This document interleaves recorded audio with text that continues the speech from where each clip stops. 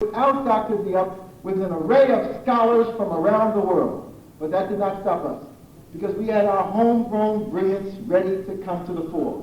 So I told them the conference will still go on. We will have Dr. Clark and Dr. Ben and Dr. Van Sertima and Dr. Jeffries stand in against all of these others.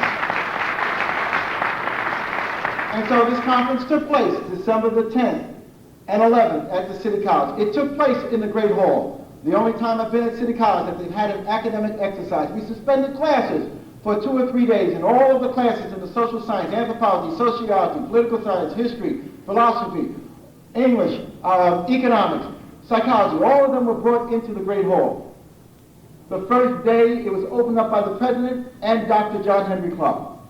The second day, it was opened up by the Vice President and Dr. Leonard Jeffries. And during the process of the proceedings, Dr. Ben and Dr. Van Sertima and others spoke. The strength of our scientific and scholarly evidence was such that all of the scholars that came to be arrayed against us agreed to the African origin of Nile Valley civilization. All of them. And so what did we do about that? We continued to look seriously at that in a scholarly way.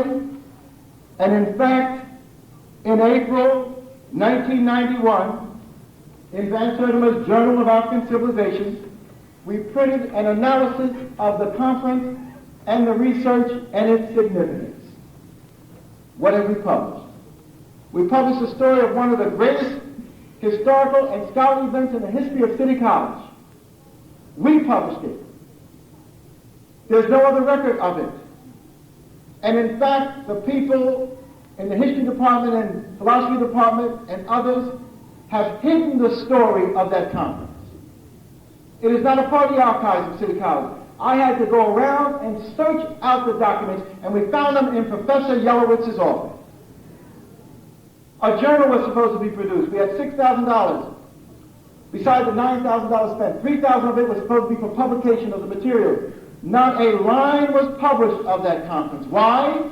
Because the truth emerged with all of these white scholars and all of these African scholars about the African origin of Nile Valley civilization, and the only word published of it was what I published in Van Sertima's journal in April 1991. What have I published? But we didn't stop at publications. Publications in refereed journals, refereed by white folks, is not something that we're interested in. We're challenging all of white scholarship that has been telling a lie about African people. So we're going to submit an article for their journals to be rejected? No. We produce our own journals. Van Sertima created this on his own. Malefi Asani created the Journal of Black Studies on his own, so we would be able to put our own material together. But we didn't stop there. Dr. Ben challenged us to go to the Nile, as he had been doing. He said there's a black man of the Nile in his family, and he wrote it up in one of his great works. The 3 great works of Dr. Ben you should have in your library. The black man of the Nile and his family, Africa, the mother of Western civilization, and the African origin of the major Western religions. Dr. Ben has produced 20 or more books, but those 3 are his classic works that you should have in your library. Dr. Ben said we've got to go to the Nile. If you do not put the Nile in place, you cannot see the key to your history. And so we went to the Nile with Dr. Ben. When? In 1981. We had been going on a regular basis to West Africa, to South Africa, to Southern Africa, to East Africa. But we went to the Nile in 1981 with Dr. Ben and a couple hundred other Africans from this land. We went back to the Nile with Dr. Ben in 1982, and once we saw what the Nile was about, we knew we had to go as often as we could. The Nile, the magnificent Nile. There's no place like it on this earth. Kept from you, because they don't want you to know about it. So they created a mirage for you, and it's called Cleopatra. So you somehow or other would think that other people beside yourself developed the cultures and civilization of the Nile. We went in 81 with Dr. Ben. We went in 82 with Dr. Ben.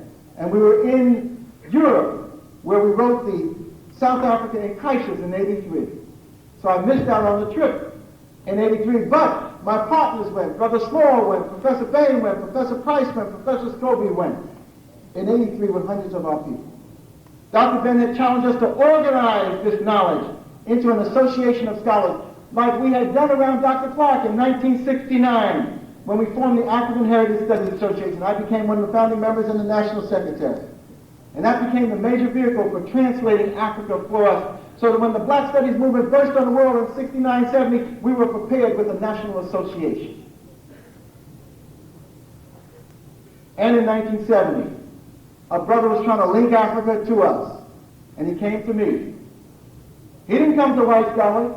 He didn't come to other Negro scholars. He came to Dr. Leonard Jeffries in San Jose, who had set up the Black Studies Department in San Jose in 1969, 1970, 1971, 72. We put together one of the strongest Black Studies departments in the country. And the people want to know. He came to City College, he got instant automatic tenure.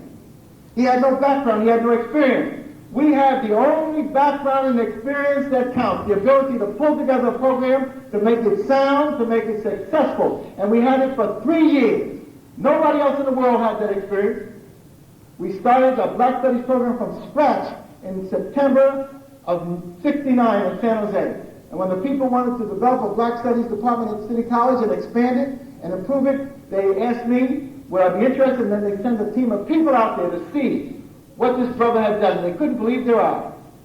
That there were 20 people on his staff, 11 full-time faculty members. There were summer institutes that traveled to Africa and traveled throughout America. There was urban studies courses. There were links to struggles in the community. There was links to the Angela Davis struggle, links to the Jonathan Jackson struggle, the George Jackson struggle. And so they said, let's get this brother back to New York. And they did everything they could. I was chairman and full professor at San Jose for 3 years.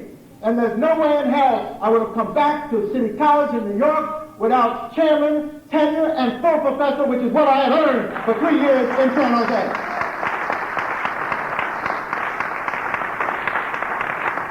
And now they got people that say, well, in the university setting, you have to come from the ranks, and you have to go through instructor and assistant professor, and you go through associate professor, and you have to publish in journals before you can get a professorship. Don't believe that BS. We proved that there are greater struggles and greater work. Building a department from scratch into an outstanding academic institution is greater than publishing an article in some damn white people's journal about some esoteric mess that's called scholarship.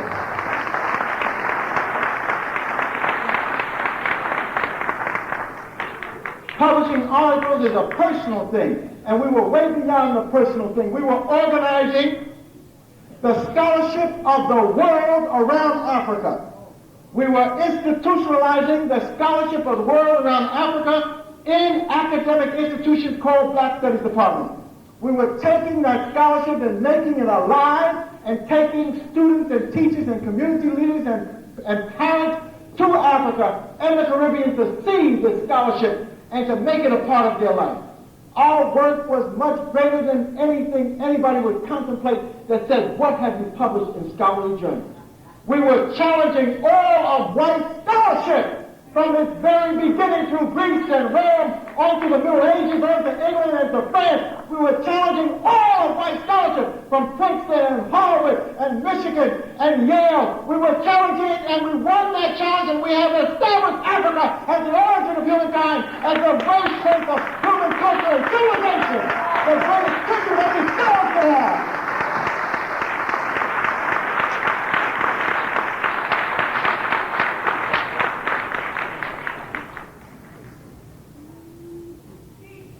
And Robert E. Marshak, the Jewish president of City College, recognized our strength. And he asked us to come, and he did. And we came as chair, with tenure, which is what we had in San Jose. But we had to leave one of the greatest scholarly endeavors any black man or woman has had. We had to leave that out in San Jose. We had been given $500,000. First, in 1970, a $30,000 planning grant from the Carnegie Corporation to work with Alex Haley. And then, in 1971, 72, a $460,000 grant to work with Alex Haley in his study of the black family and roots. Two of the greatest books in our history I am directly associated with and very proud of it. I say, and I say it again, that there would not have been Roots without Len Jeffries. I say, and I say it again, that it was the Carnegie grant of $460,000 that put the foundation under Alex Haley's researcher George Sims, his secretary Pat Alexander, Dr. Isedi be the head of the archives in the Gambia, and other scholars that work with Alex Haley and Roots. I say and say again that we were part and parcel of one of the greatest stories ever told, linking African peoples in America with their homeland in Africa and telling the story of that struggle. For 7 years, we were the research associate of Alex Haley. What have we published? We're not publishing articles, we're changing the world's view of African peoples.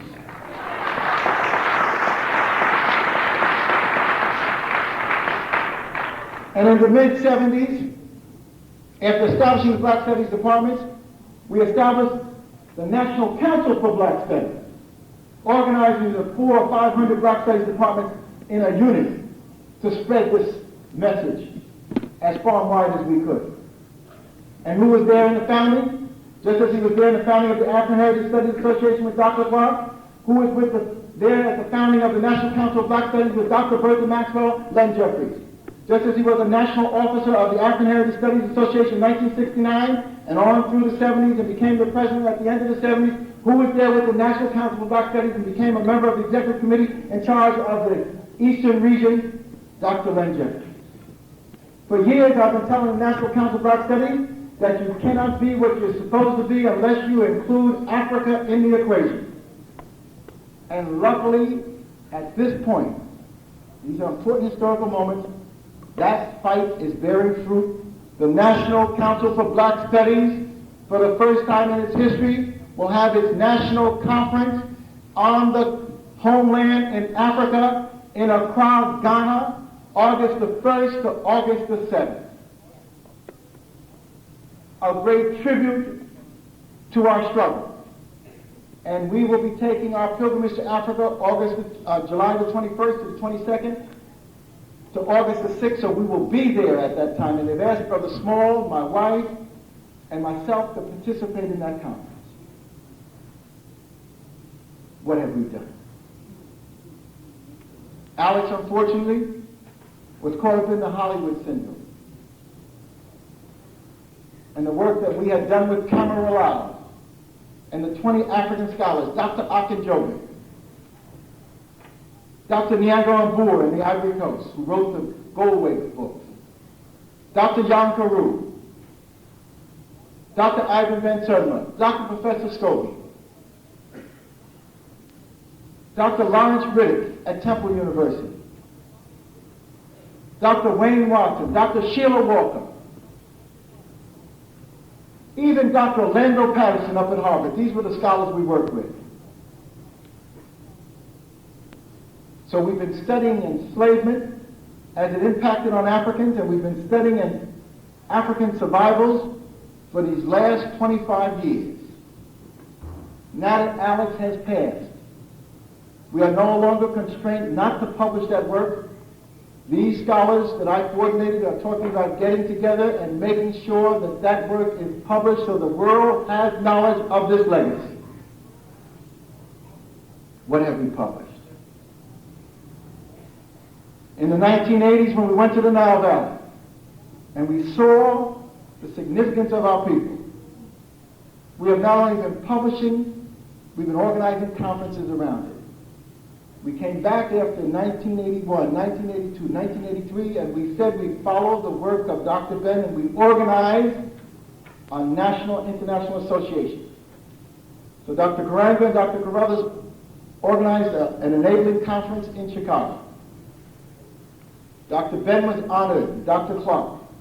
We met at the end of that conference and we planned to establish a national association. And in 1985, we met in Chicago, hosted by the Kemetic Institute and Dr. Carruthers, and we formed the Association for the Study of Classical African Civilization.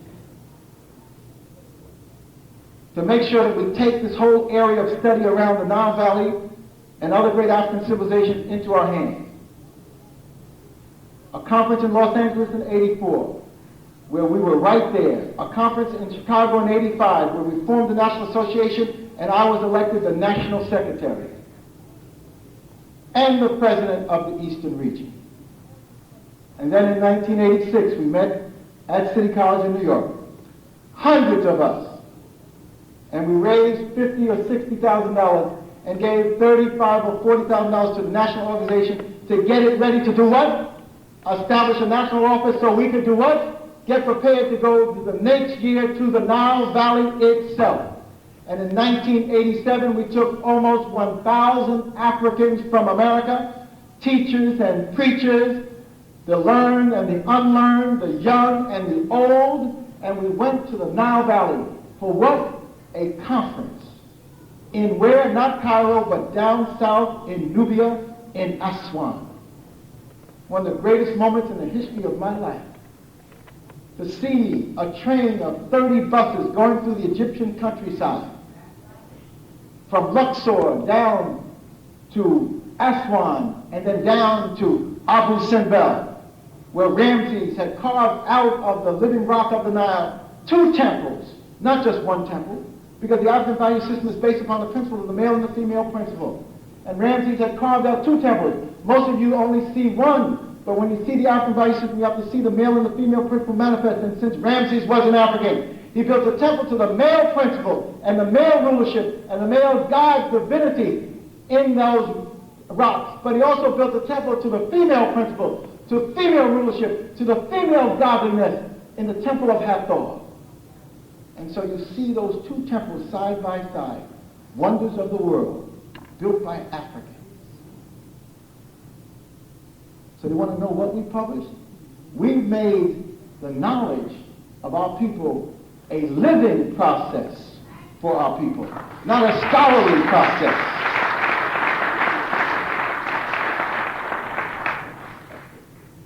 And when you look at African history, you have to put the books in a context that you can understand them, organizing the material around concepts,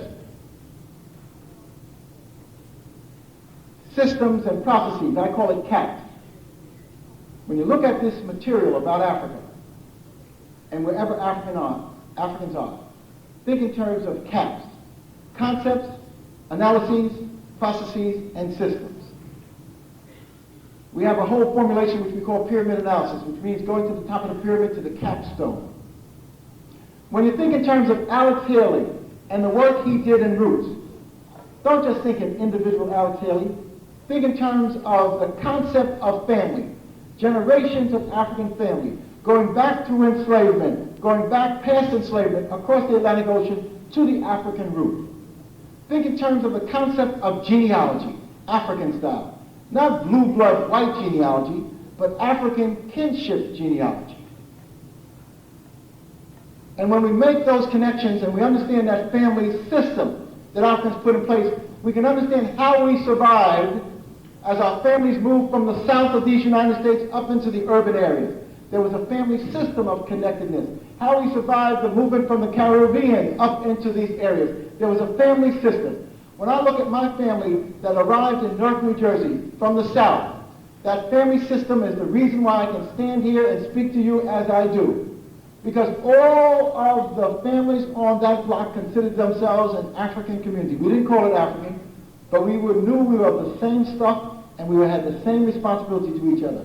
All the old people on the block, we referred to the adults as aunts and uncles. All of the youngsters were looked after by all of the adults. The adults looked after the adults and got jobs for them in their plants and their factories. We operated as an African community. That's how we got as far as we got until integration set in and we felt we had to move away from black people and integrate with white folks to be somebody. But the concept of family that Alex symbolizes is in this record. And there he is talking to Aunt Liz, getting the history of the family with his brother George. And then these are some of the elders of his family. his mother and his father, his grandmother. And then this is his family in Jupere, the village in the Gambia.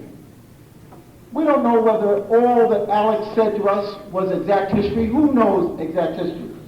But we do know that all of us come from one African village somewhere.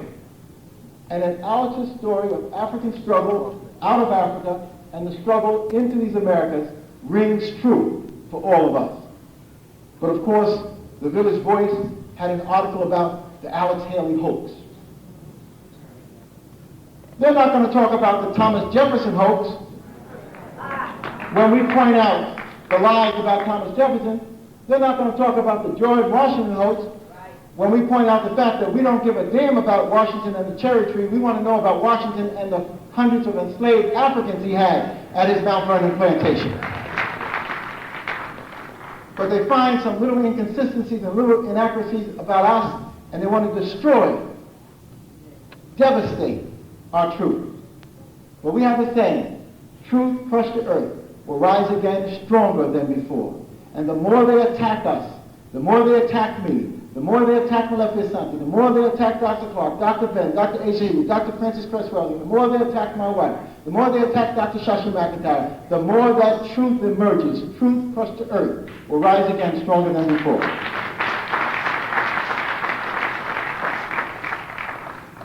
So why is Africa key and crucial to us? We're African peoples, and world peoples dispersed throughout the world. So one of the first things you have to do when you deal with Africa is have a new concept of the map.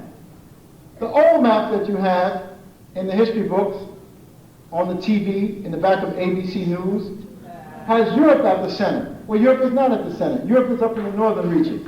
At the center of the world is Africa. The equator runs through the center of Africa, 4,000 miles above and 4,000 miles below. So we have to redo the whole map. So when you get into this African knowledge, you come into conflict with a lot of lies about Europe. Number one, I mentioned, when you come into African civilization, you deal with the African origin of humanity. Number two, you deal with the African evolution of society. Number three, you deal with the African cradle of civilization in the Nile Valley. Dr. Diop, in the first 100 pages of his books, deals with all the scientific data that points to the African origin of humankind. Even molecular biology is now being used to study the microcosmic DNA of the female, to trace it all back to one African woman a couple 100,000 years ago. Modern humankind, Homo sapiens sapiens. Ancient humankind is African, evolved humankind is African, and modern humankind is African. That's the scientific data. The Europeans do not emerge until a later period of time, and they emerge out of the ice spots of the north during the Great Ice Age. That's not something Dr. Jeffries created. I didn't create ice peoples. That's something that they laid out. Get the Newsweek, November the 10th, 1986, when they talk about the way we were, life in Ice Age Europe. But when we get into the history of African peoples, we have to revise everything.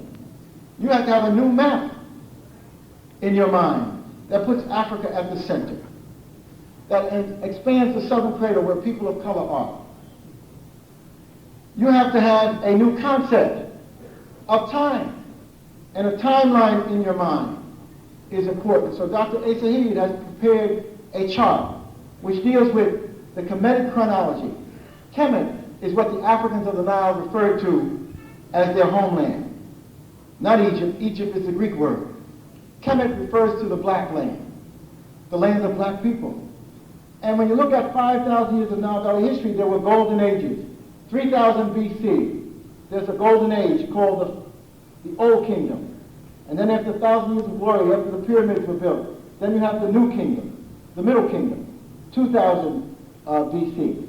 And that's the literary age, where they published the books on medicine, the Rin Mathematical Papyrus, and other books of significance at that time. And then you have the New Kingdom, and this is the kingdom that you're familiar with. 1500 BC, that's the kingdom of Nefertari, Nefertiti, Akhenaten, and King Tut, and Ramses. And then there's the Nubian Renaissance of Taharqa and Shabaka. And this is the period where the Bible was being written. This is the period where the Greeks were coming into the Nile Valley to sit at the feet of Africans. This is the period where Thales, Anaximander, Anaxagoras, Pythagoras sat at the feet of the Africans in the Great Lodge to learn.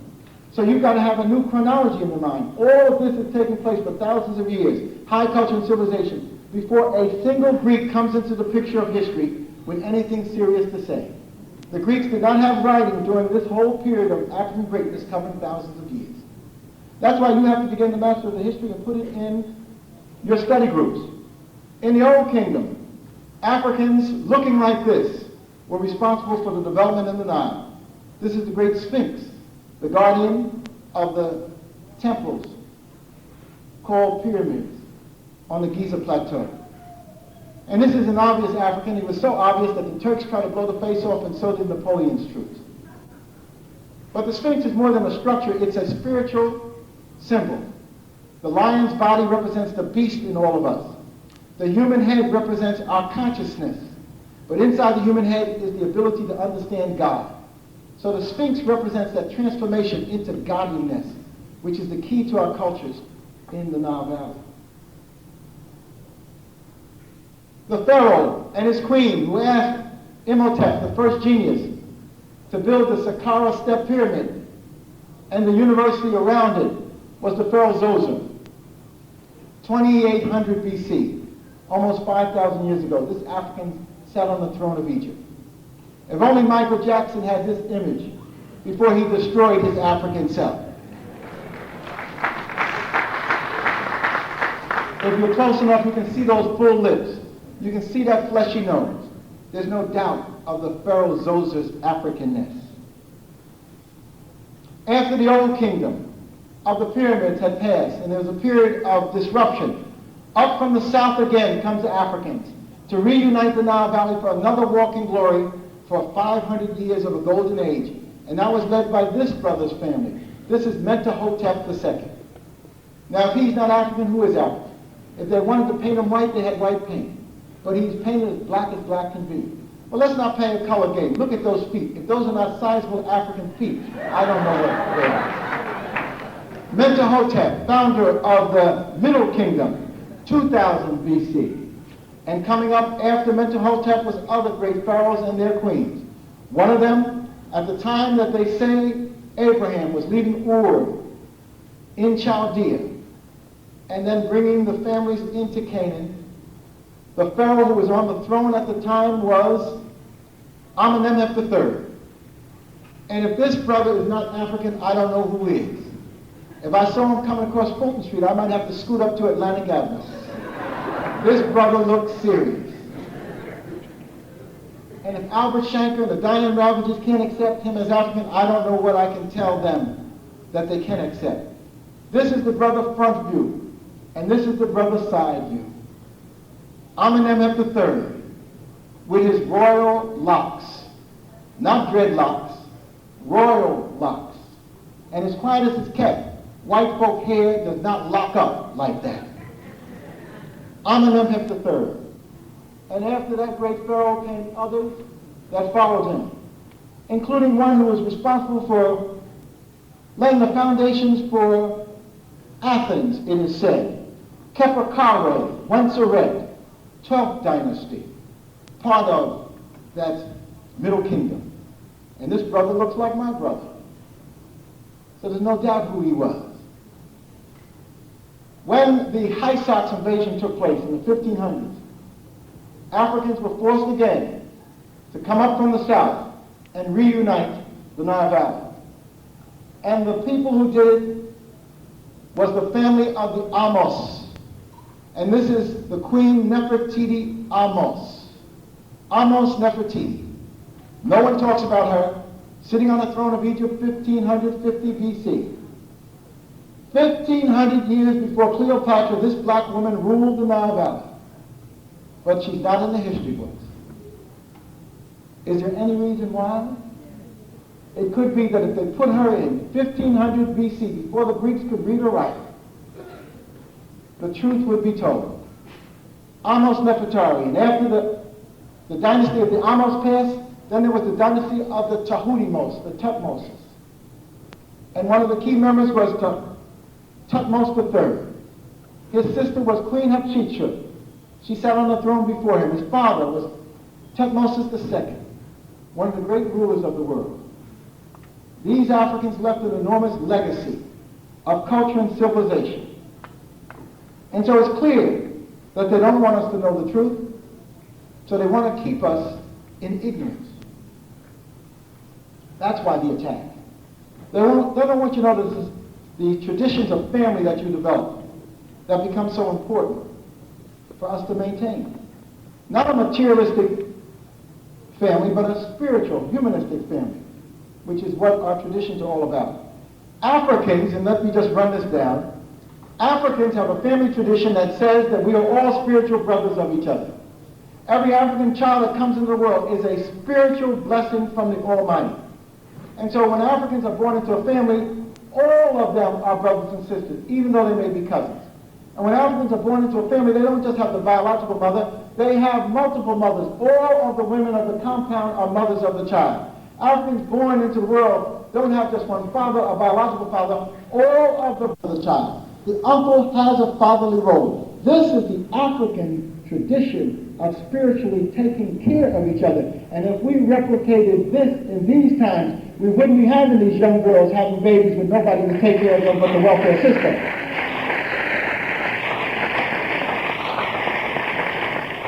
So I'm trying to wind it down, and I want you to have this image to show why we have to beat back Hollywood and put in place the truth.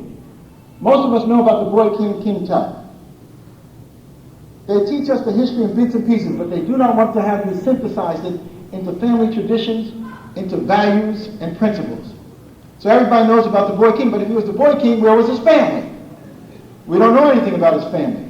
He married. He had a wife, Ankhesemen, who happened to have been the daughter of Nefertiti. So this brother, King Tut, is the son-in-law of Nefertiti. And this is a picture of Nefertiti carved in the walls of the Nile. A little more fleshy nose and a little more full lips than you usually see Nefertiti. But Nefertiti was of mixed African-Asian background. She came from an area in Turkey called Mitanni. She was a diplomatic marriage. She was asked to come into the Nile Valley. She was not of the Nile Valley. But when we think of Africa and the Nile, we think Nefertiti. Again, we need to clarify that. She was brought in and became a part of the African family system. Her daughter, Ankhesemen, married the boy King Tutankhamun. But Nefertiti could not produce children by herself. She must have had a husband. She did. One of the greatest men in the history of the world, the Pharaoh Akhenaten, was the husband of Nefertiti. And so he would also be considered the father-in-law of King Tut. How come you never see this woman, Nefertiti, with her husband, the Pharaoh Akhenaten, one of the greatest men in the history of the world, who raised anew the concept of the oneness of God? Many of the so-called spiritual movements, like the Rosicrucians, take him as their spiritual heir. How come you don't see this family in its fullness? Could it be that the African truth would be revealed? Because Akhenaten did not produce himself. As great as he was, he had parents. The great Pharaoh Amenhotep III, one of the greatest rulers in the Nile Valley, was his father, and his mother was this great woman, one of the greatest women in the history of the world, Queen T from Nubia. And this is the reason why they cannot tell the story. Because as this woman is clocked into the picture, the lie be told about Cleopatra and everybody else. This is the woman who asked Nefertiti to come to marry into the royal family. This is the woman that arranged for Akhenaten to sit on the throne after his father died. This is the woman that took care of Queen Tut. Her name, and certainly her picture, is not in any history book. One of the greatest women in the history of the world, sitting on the throne of Egypt with her family, 1400 BC. That's why we have to begin to tell our story, and we cannot wait for others to tell it. Your story has to be told by yours.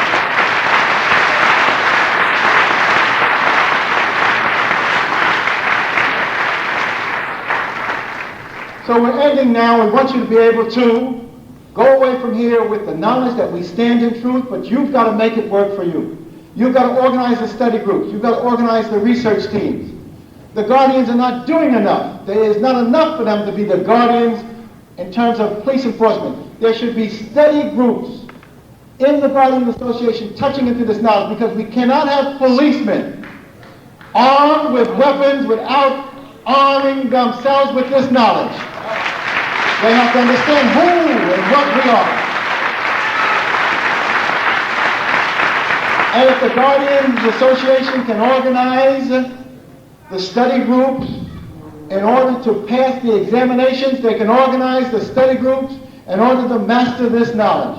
If the teachers in our schools can master their certification, they can master this knowledge. It's not going to be taught in the regular teachers' education courses in the School of Education. We're going to have the study groups in our churches, in our community centers, in our fraternal organizations, in the Masonic organizations. That's our role, that's our mission. And we prepared for you the material to be able to put it together. We have what we call the African Power Pack. It has articles by Dr. Ben, Dr. Clark, Dr. J. It has the South African article that I wrote. It has materials by Asa Hilliard, as well as by our brother from the West Coast, Wade Nobles. We also have for you the most famous speech since the Gettysburg Address, the Albany speech, the full speech. So you can read it for yourself. You can use it as a study guide. You can follow the issues and go to the resources and the source materials that are there. And besides the Albany speech, we also have for you a very interesting document that Dr. J produced in 1986-87 for the high schools and the junior colleges, called the African Americans. It doesn't talk about Africa, the dark continent. It talks about Africa, the continent of light. It talks about the struggles of black inventors. It talks about the struggles of freedom in America. This is available for you also. This will help us with the fundraising. But we have something special for you. We have the Albany videotape available. So you can not only read Dr. J, you can feel his spirit as he deals with the struggle that was been going on for years with everybody attacking him and calling him demon and this and that. And when he first strikes a return blow, they all start crying. This is terrible. You're the worst demon in the world. All the lies that the Post and the New York Times and the Newsweek and all them journals had written about me, as soon as we opened up our mouth in an attack against them, they all start crying foul. Yes, everybody was involved in our enslavement. And it would be silly for you to think that Jewish merchants and Jewish bankers were not involved like everybody else. Yes, there was Hollywood. And you can read the stories about Hollywood to find out who controlled Hollywood. Who put together the Stephen Fetchit movies? Who put together the Mammy movies? Who put together the Al Jolson movies? Who put together all of those negative images, including Tarzan, that control our imaging around Africa? But you're not supposed to say it. They've written the books, and you're supposed to close your mind down. Africans have to have a critical mind if we're going to move into the 21st century. And we don't mind going anywhere with this truth. In 1990, Ed Koch, former mayor of New York, asked me to come down to his office. I said I would come, but first he had to give up my pyramids. Because most of us have to understand that these buildings built by Africans in the Nile stand as some of the greatest monuments in the history of the world. So 2 days later, Ed Koch said, you can have your pyramids back. Because there's an article of him sitting on a camel riding around the pyramid saying his ancestors built this. There's no scientific, documented information of ancient Hebrews having anything to do with the building of the pyramids. But if you say it, you're anti-Jewish. We have to say it because it's true. And if there's other information that can counter that, bring it forth. People are tapping into all of your symbols. That's why you have to have the African mastery of the knowledge. This is not the Washington Monument. This is the Egyptian obelisk, the symbol of resurrection, the symbol of the male and the female principle, of spiritual rebirth. This is your symbol. It speaks to you. It's been adopted by others. And then across from the Washington Monument, they have a pillar temple called the Lincoln Memorial. But the greatest pillar temple in the world was your temple, the Temple of the Nile, the Pettit University Temple. You have to start thinking seriously about your culture and about its institutions and about people who've stolen things from you and then told you you had no culture. On your dollar bill, they have the pyramid with the all-seeing eye, the eye of Heru, the eye of Horus, the eye of consciousness of God. But on the other side of that dollar, across from the pyramid with the all-seeing eye, they also have a symbol.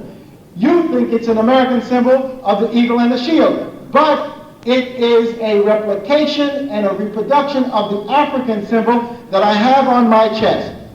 Instead of the wings of Heru, they put the eagle wings. Instead of the sun of Ra, they put a sunburst of 13 stars. Instead of the beetle of eternal life and strength, Khepera, they put a shield of strength. On your dollar bill are your African symbols taken from you, and you were given an empty bag of whiteness. We are saying, African peoples, wake up, tap into your knowledge, and grow. So we have something special for you. When Dr. J was called down to Ed Koch's office, he took the books that you see we have here. And he taped it. We pleaded to him, take this information, give it to Jewish scholars, because if we bring out the Jewish involvement in slavery, we'll be considered anti-Semitic. Take the information, give it to Italian scholars, because if we bring out the Italians' involvement in enslavement, the Pope starting enslavement, and helping to sustain it, if we bring it out, we'll be considered anti-Catholic. He listened to us, and we have him on tape. And for a year, he did nothing until the Albany speech.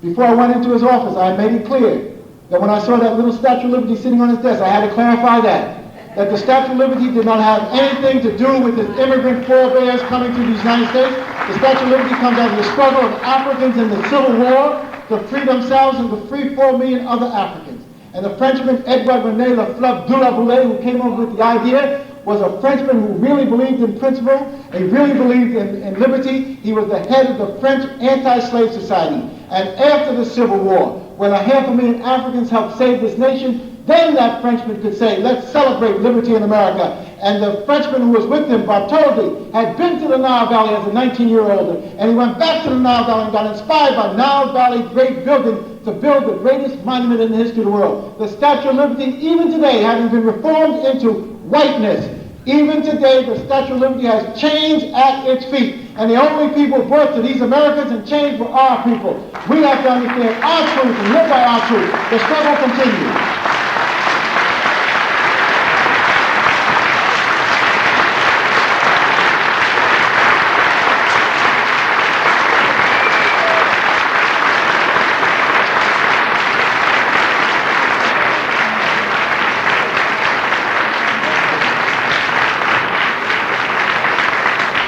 Dr. Leonard Jeffries, ladies and gentlemen.